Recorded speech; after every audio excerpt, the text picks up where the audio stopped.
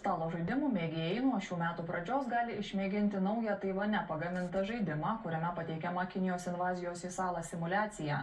Svarbiausia, pasak kūrėjų, asmeniniai žaidėjų pasirinkimai galintys nulemti ir Taivano likimą. Palei visą vakarinę pakrantę priešo pajėgos. Tai 10. Kinijos invazijos į Taivaną diena ir salos gyventojai turi priimti sprendimus, laukdami sąjungininkų pagalbos.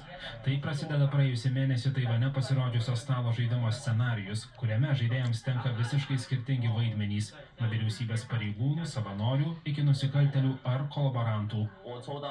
Ištraukiau susivienimo komiteto nario vaidmenį. Tai grupė žmonių, kurie tvirtai įsitikinę dėl susivienimo su kita puse ir kad kitos pusės režimas vadovaus šiam procesui.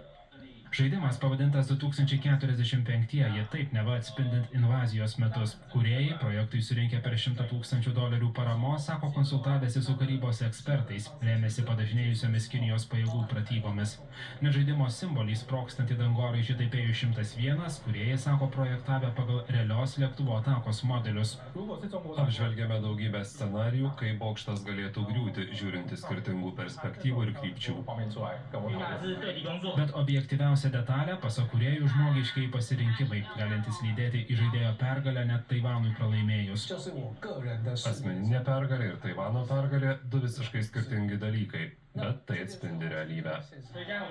Taip, pasak žaidimo išbandžiusiųjų, naujienos apie Kinijos pratybas, apie dar vieną naujametę Kinijos vadovo kalbą, neva Taivano prisijungimas neišvengiamas, tampa realybė, kai ne tik lyderių ar tarptautiniai sprendimai gali nulemti salos likimą.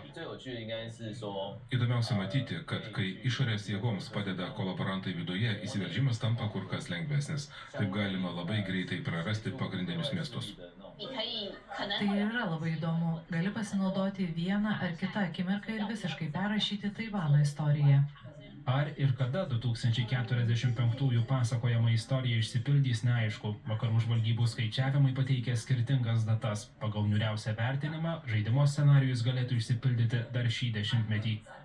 Praėjusių metų pabaigoje Taivano prezidento biuras, kaip pranešama, surengė pirmąsias simuliacijas, kaip salos tarnybos reaguotų į invaziją. Šiemet planuojama pasirodys ir vyriausybės remiamas serialas, vaizduojantis Kinijos puolimą.